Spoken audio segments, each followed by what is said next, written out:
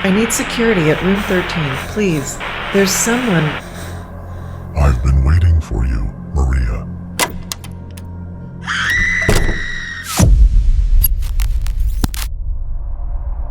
I am the Dustkeeper.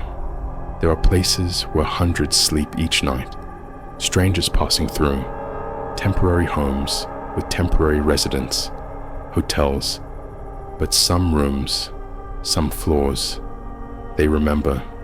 They hold on to what happened within their walls, and the people who clean them, the housekeepers, the night staff, they see things management will never confirm, things guests are never told.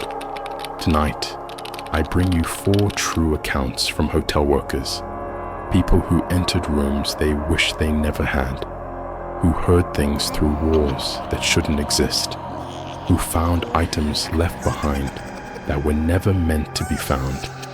The dust I collected from these hotels carries a heaviness, a chill that lingers long after checkout time. Listen carefully, because the next time you hear a housekeeper's cart rolling past your door at 2 a.m., you'll wonder what they're really running from.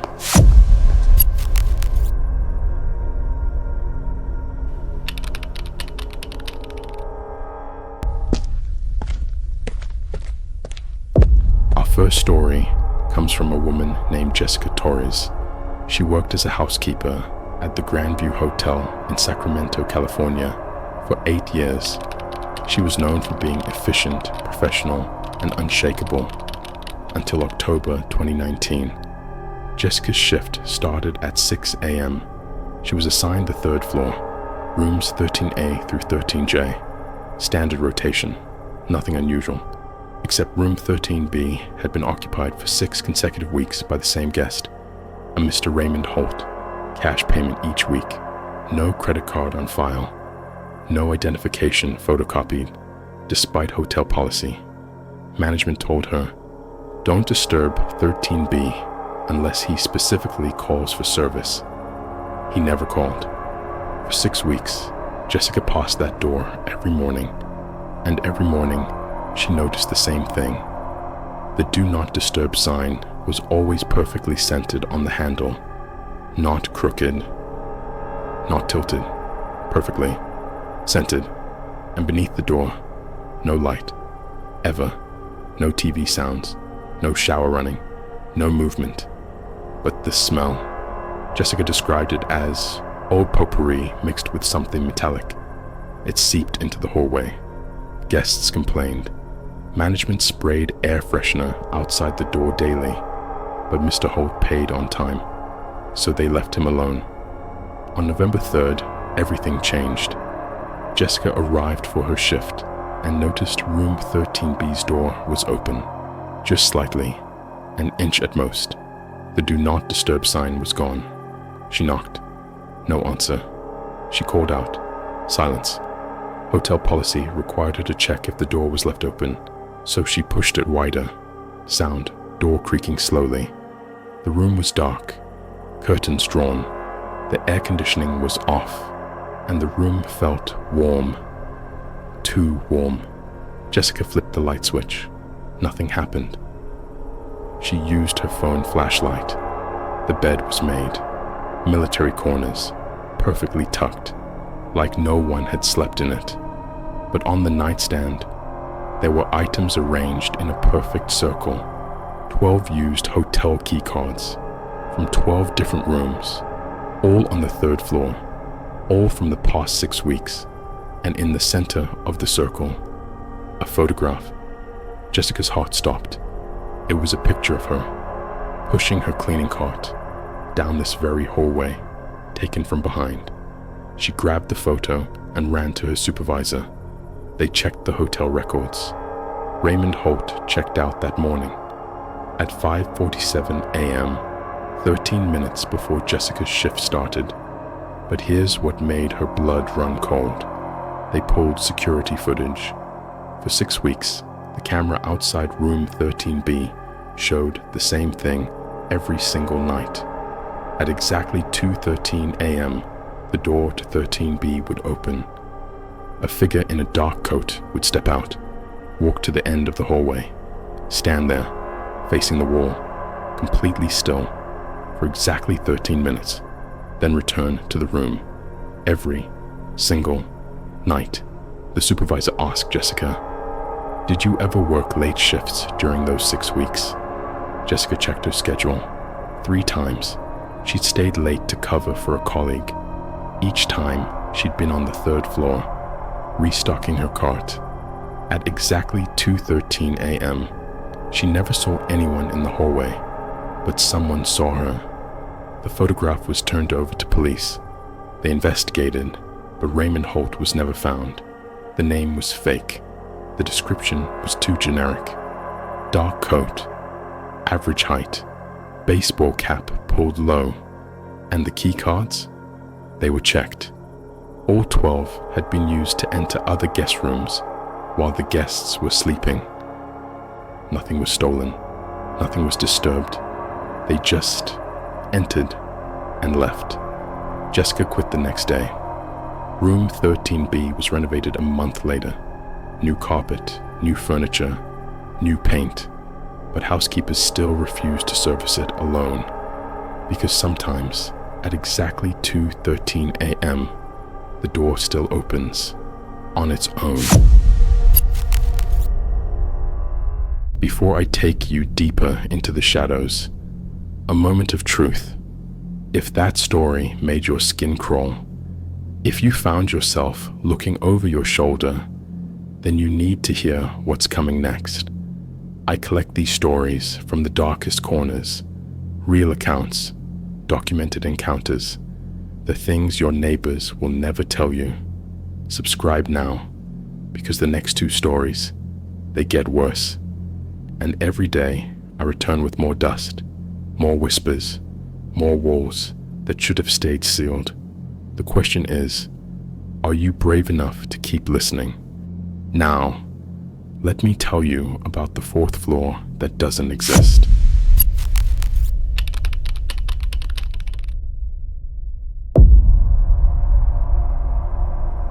Our second story takes place at the historic Belmont Inn in Charleston, South Carolina. It's a beautiful hotel, built in 1924, 3 floors, elegant architecture, southern charm, 3 floors. That's what the elevator panel shows, lobby 2, 3. But in June 2021, a night auditor named Marcus Chen discovered something that management had kept hidden for decades. Marcus worked the overnight shift, midnight to 8 a.m., quiet hours. He'd walk the halls every 2 hours, check exits, make sure everything was secure. One night, around 3 a.m., Marcus was doing his rounds on the 3rd floor. As he passed the elevator, it dinged. The doors opened. No one was inside, but the panel showed a number Marcus had never seen before. 4. He stared at it. The hotel only had 3 floors. He'd worked there for 2 years. He knew this, but the button was lit, glowing, like someone had just pressed it. Marcus looked at the floor indicator above the elevator. It read, going up. Before he could react, the doors closed. He watched the numbers climb. Lobby, 2, 3, then 4. The elevator stopped. Marcus radioed his manager. No answer. It was 3 a.m. He was alone. He waited. 5 minutes passed. 10 minutes. The elevator didn't move. Finally, Marcus made a decision. He called the elevator back down. It descended. 4, 3, 2, lobby. The doors opened. Inside, the air was freezing. Marcus could see his breath, and on the floor of the elevator was a room key. The key card had a number printed on it. 417. Marcus checked the hotel system. No room 417. The 3rd floor only went up to room 312. But he was curious. Stupid, he admits now, but curious. He stepped into the elevator. He pressed the button for the 3rd floor. Nothing happened. Then he noticed the panel now had a button labeled 4. He pressed it. Sound, elevator creaking, ascending slowly. The elevator climbed, but it took longer than usual, much longer. Finally, it stopped. The doors opened. Marcus stepped out into a hallway he'd never seen before. It looked almost identical to the third floor. Same carpet pattern, same wall color, same lighting, but everything felt off.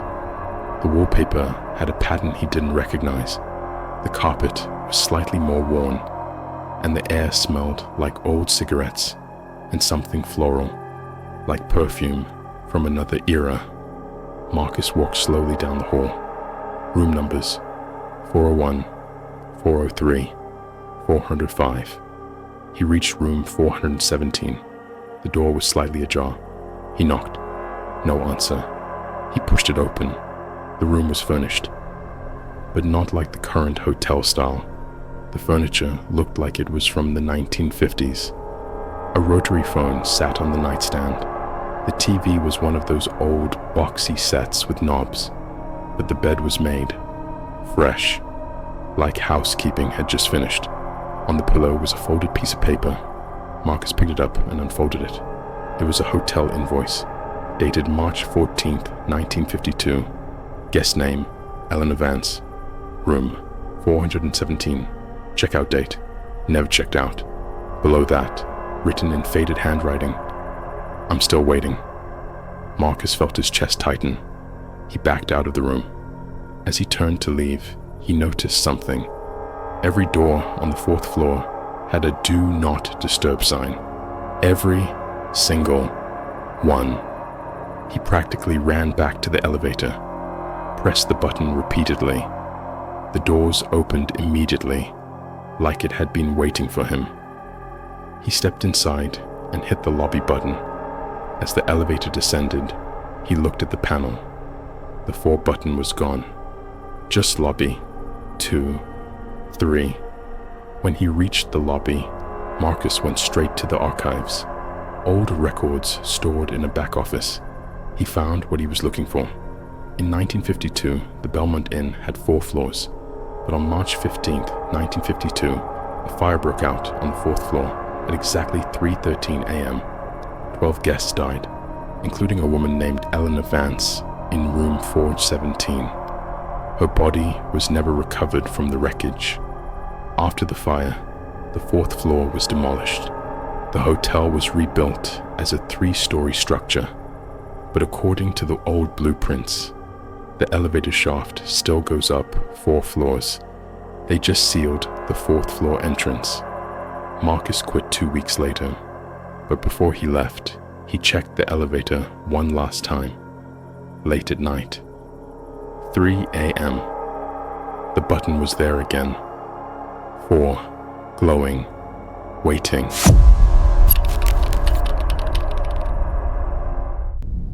Our third story comes from Portland, Oregon, a boutique hotel called the Rosewood. Small, upscale, only 15 rooms. In September 2020, a housekeeper named Amara Hussein was assigned to clean room 9. It was a standard checkout. Guest had left that morning, nothing unusual. Amara entered the room and began her routine. Strip the bed, check the bathroom, vacuum, dust. When she got to the mirror above the dresser, she paused. There was a smudge on it. A handprint, small, child-sized. Amara sprayed cleaner on the mirror and wiped it down. But as she cleaned, she noticed something in the reflection. Behind her, in the mirror, the closet door was open. Amara turned around. The closet door was closed. She stared at it, then back at the mirror. In the mirror, the door was still open. Amara felt her skin prickle. She walked slowly to the closet and opened it. Empty, just hangers. She closed it again, firmly. Then she looked back at the mirror. The closet door in the reflection was open, and standing in the doorway of the closet, in the mirror only, was a little girl. She was maybe 7 or 8 years old, wearing an old-fashioned white dress. Her hair hung in front of her face. Amara screamed and stumbled backward. She turned around. The real closet was still closed. No little girl. But when she looked back at the mirror, the girl was closer, now standing in the middle of the room. In the reflection, the girl raised one hand and pressed it against the mirror from the inside. The same small handprint Amara had just wiped away appeared again. Amara ran out of the room and refused to go back in. Her supervisor went to check. The mirror showed nothing unusual, just a normal reflection. But when he opened the closet, he found something that made him call the police. Scratched into the back wall of the closet, barely visible, were words, "Help me. Room 9, 1987. Police investigated the hotel's history.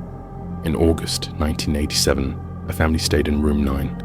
A mother, father, and their 8-year-old daughter, Lily. On their last night, the mother reported her daughter missing. The door was locked from the inside. The window was sealed.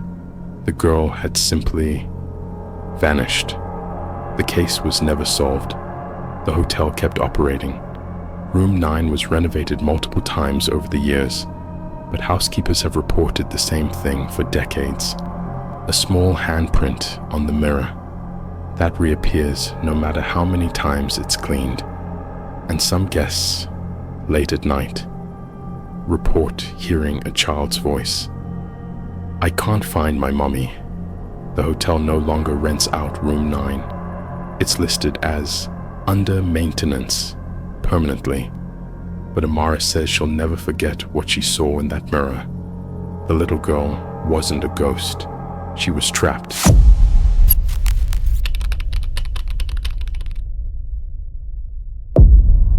Our final story takes place at the Lakeside Resort in Minnesota. A large hotel, 200 rooms, popular with families. In December 2022, the hotel upgraded their phone system. All room phones were replaced with modern VoIP systems. But during the installation, a technician named David Park discovered something disturbing. While testing the new system, he noticed that room 204 had 47 unheard voicemails. That didn't make sense. The old system had been wiped. These were new voicemails from the past week. But room 204 had been vacant for 10 days, closed for carpet replacement. David decided to listen to them. The first voicemail. Sound, heavy static, then a woman's voice, distant and hollow. Voice. "Hello? Is anyone there? I'm in room 204. I need help. Something's wrong with the door. It won't open. Please. Someone answer." David's blood ran cold. The voicemail was time-stamped 11:47 p.m., December 8th, 3 nights ago. He played the second voicemail. Same voice. "Please, I've been calling for hours. The door is locked. I can't get out. Why isn't anyone answering?" Timestamp 2:13 a.m., December 9th. David checked the hotel logs. No one had been in room 204. No keycard entries. No housekeeping records. He kept listening. Voicemail 7. "I'm so cold. The heater won't turn on. How long have I been here?" Voicemail 15. "I don't remember checking in. Why don't I remember checking in?" Voicemail 23. "There's someone else in here. I can hear them breathing, but I can't see them." Voicemail 31. "Please tell my family I'm sorry. I should never have stayed here." Voicemail 40. "I think I'm dead." Sound long silence. Voicemail 47, the most recent, from just hours earlier. Sound sobbing, then calm. Voice. "If you're hearing this, don't stay in room 204. She doesn't want to be alone." Sound, a second voice, whispered in the background. Second voice. "He's listening now. Tell him to come visit." Sound. Voicemail ends with a click. David immediately reported this to management. They pulled security footage from the hallway outside room 204. For the past 10 days, at exactly 11:47 p.m. every night, the door handle would turn. From the inside, but the door never opened. Management decided to investigate the room's history. They found records going back to 1998, when the hotel first opened. Room 204 had the highest number of guest complaints, but not about service, about feelings. I felt like I wasn't alone. I heard someone crying through the walls. I had a nightmare that I couldn't leave.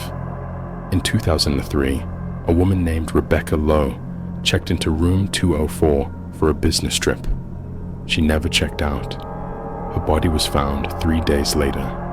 Cause of death, cardiac arrest. But here's the disturbing part. Her phone records showed she'd called the front desk 19 times during those 3 days. The hotel had no record of receiving any calls from her room.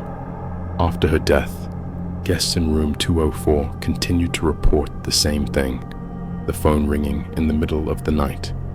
But when they answered, silence, or sometimes a woman's voice asking, "Can you help me?" The hotel kept renting the room until 2022. Now it's permanently closed, but the voicemails keep coming. David checks the system every week. The number keeps growing. Last he checked, there were 89 unheard voicemails in room 204. He hasn't listened to the new ones. He's too afraid of what he might hear. 4 stories, 4 hotels, 4 reminders that the places we sleep aren't always as empty as they seem. The housekeepers know. The night staff know. They see the rooms that are quietly taken off rental lists. They hear the things that echo through walls that shouldn't be thin. I've collected dust from each of these locations, and I can tell you this. It's cold, unnaturally cold. And when I hold it, I swear I can hear something whispering, "Come back." The next time you check into a hotel, pay attention to the rooms they don't offer you, to the floors that seem quieter than others, to the do not disturb signs that never come down, because some guests never check out. I'm the dust keeper, and I'll be watching.